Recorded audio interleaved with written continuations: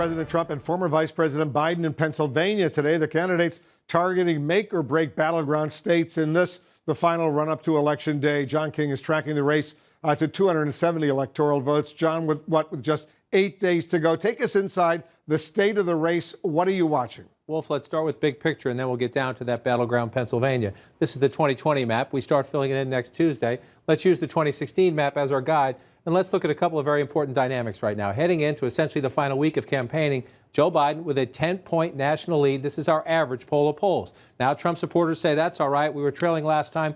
We'll come roaring back. Always a possibility, but let's remember, back in 2016 at this same time, was different. The president was still at 42%. Oh, I lost that. Let's see if I can get her back there. Let's do that again.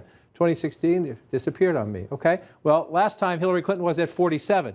Donald Trump was at 42. So what's important there? The president's still at 42, but Joe Biden is above 50 in the national polls, Wolf. That is very important to watch. Then you say, okay, we don't pick presidents, right, by national polls. We don't. But let's look at this.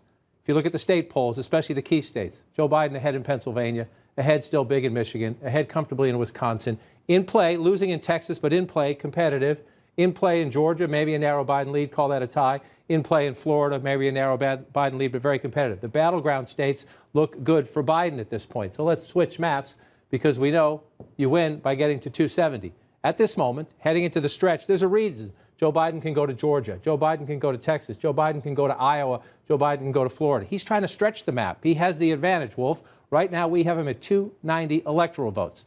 The yellow states, plus Maine's 2nd Congressional District, those are the top stuff. Let's say President Trump swept them all. Even if he swept everything on this board, and Biden is competitive in all of those places, but if Trump swept them all, he'd still be short at 248. That's why today in Pennsylvania was so important. It was critical to Trump in 2020. He's getting swamped in the early voting there. That's why he had 3 stops today. He needs people to turn out on Election Day, to turn out in the final days of early voting, because he's getting swamped right now, and that would be the biggest prize on this board. If the president could flip it again and win all the toss-ups, that still wouldn't get him to victory, Wolf, but it would get him to 268, would get him in play. Then he could do it with a smaller pickup like a Minnesota or like a New Hampshire. That's why Pennsylvania's 20 are so important. If Joe Biden can block there, the president gets math is very difficult. It's truly, truly amazing. John, there's also a major battle underway for control of the U.S. Senate. Tell us how that's playing out. And Joe Biden's travels factor into that as well, Wolf, in these final days. So let's flip it over and bring up Senate battle for control.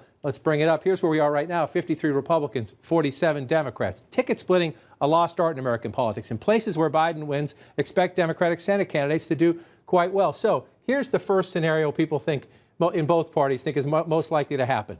The Democrats pick up Maine. Susan Collins loses. The Democrats pick up Colorado. Cory Gardner loses. The Democrats pick up Arizona. Martha McSally loses. All Republicans there. And in Alabama, it flips to Republican. Doug Jones, the Democrat, loses because President Trump is expected to carry it. That would get you to 51-49. How do the Democrats get more of where they need to go? North Carolina, the most likely target. The Democrats believe they can beat Thom Tillis there. There's been some controversy in the final days of that race, so let's watch it. Let's say that played out. That would get you to 50-50. Under this scenario, Wolf, whoever wins the presidency controls the Senate because the vice president would win the tie. But the Democrats think because Biden is competitive almost everywhere, or at least Trump's margins are so much narrower than they were in 2016, the Democrats look at this map and they say, look, there are 2 Senate races in Georgia. Could we pick one of those? Maybe both. That would be a blue wave, but let's give it a try. Joni Ernst, the Republican incumbent in Iowa, in a very close race. That's one of the reasons Joe Biden is going back.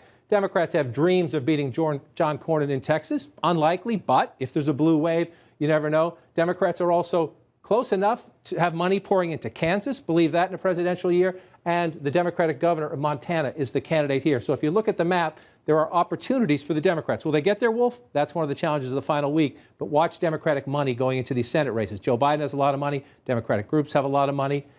It's in play. They're going to spend for it. You and I are going to spend a lot of time at that magic wall. November 3rd, maybe November 4th. We'll see how long this thing goes on. John King, thank you.